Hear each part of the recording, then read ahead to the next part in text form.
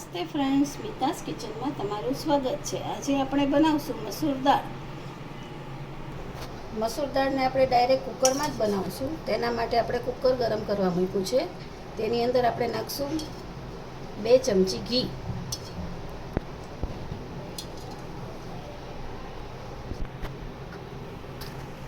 ઘી ગરમ થાય એટલે આપણે તેમાં નાખશું જીરું,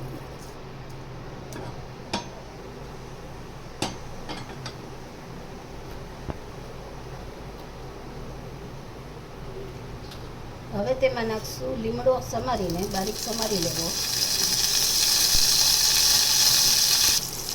હવે તેમાં નાખશું 1 નંગ ટમેટું, 1 લીલું મરચું અને નાનો ટુકડો આદુને મેં ક્રશ કરી લીધા તે નાખશું।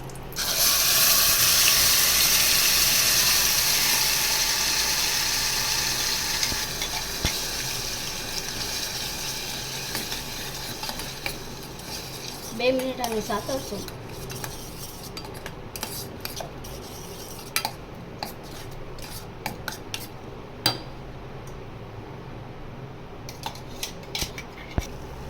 અડધી ચમચી મીઠું,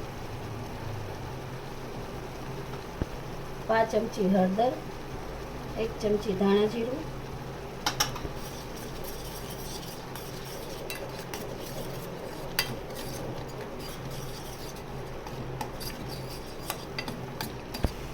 5 ચમચી લાલ મરચું,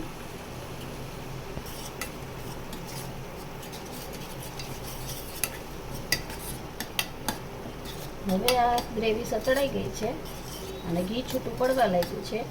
હવે આમાં આપણે નાખશું 10 મિનિટ પલાળેલી અડધો કપ મેં મસૂરની દાળ પલાળી છે તે નાખશું।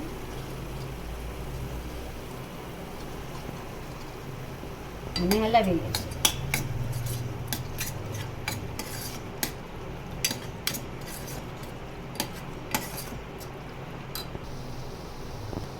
દાળ અડધો કપ પલાળી હતી, 1 કપ પાણી નાખવાનું છે।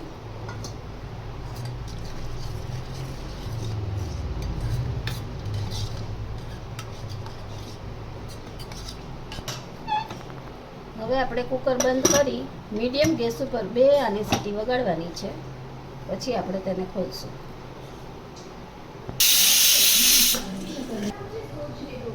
હવે આ દાળ બફાઈ ગઈ છે। તમારે જેટલી ઘાટી પાતળી રાખવી હોય એટલી તમે રાખી શકો છો। હું હજી થોડું આમાં પાણી નાખું છું। આ દાળ તૈયાર છે, પણ આની ઉપર આપણે એક વઘાર કરશું।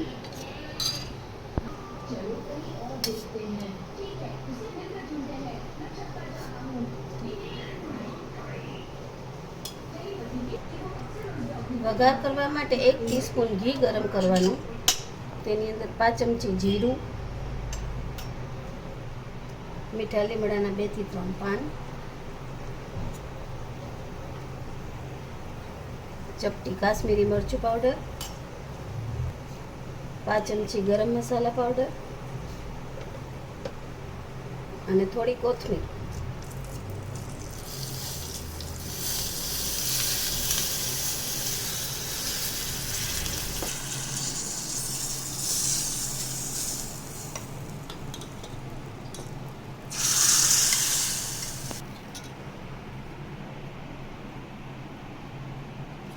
હલાવી લઈશું।